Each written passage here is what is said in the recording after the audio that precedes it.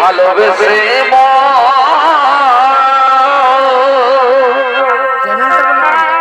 ভরবে না গো ভরবে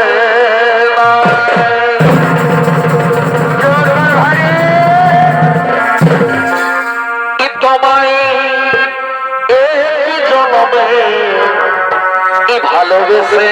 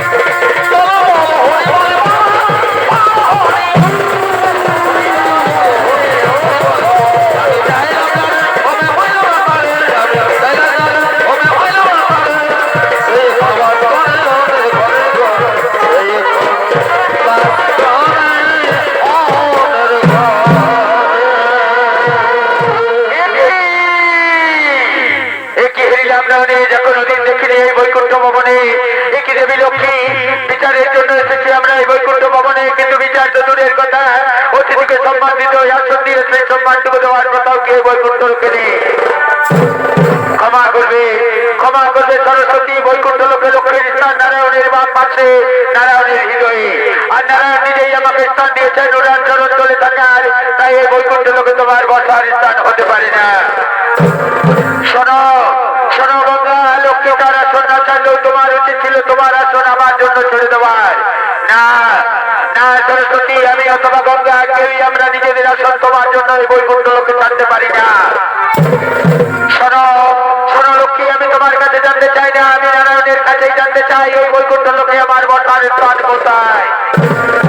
না না সরস্বতী তুমি তো এখন নিজেই দেখতে পাচ্ছ নারায়ণ এখনই যোগ নিদ্রায় নিদ্রিত, তার এই যোগ নিদ্রা ভঙ্গ করা তোমার মোটেই উচিত হবে না।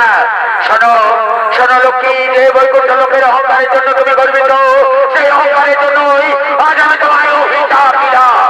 অচিরেই বৈকুণ্ঠ চালিয়ে যেতে হবে তোমাকে মর্তভূমি করে, অসুরের কাছে সংস্কার করিবে তুমি ধরণীর পরে।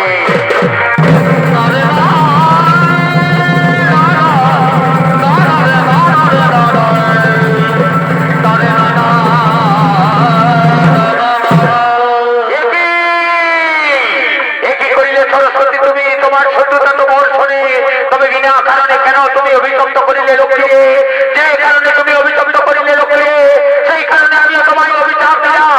অচিরেই বৈকুণ্ঠ ছাড়িয়ে যেতে হবে তোমাকে মর্তভূমি করে, তটিনী রূপে প্রবাহিত হবে তুমি ধরণীর পরে।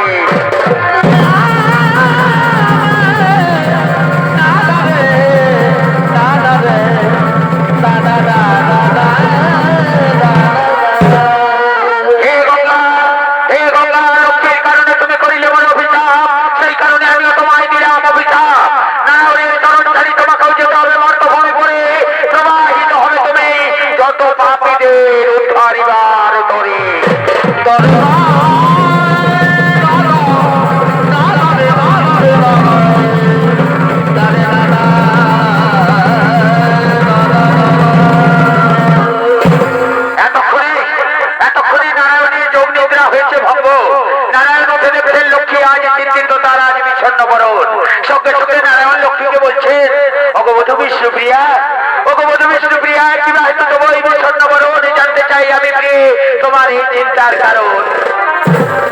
অগপ্রিয় সখামর, অগপ্রিয় সখামর, কি কইব তোরে, যোগ নিদ্রায় ছেড়ে তুমি সিংহাসন উপরে, সরস্বতী অভিশাপ করি গেলাম মরে, মর্তভূমে জন্মিব আমি মানবের ঘরে।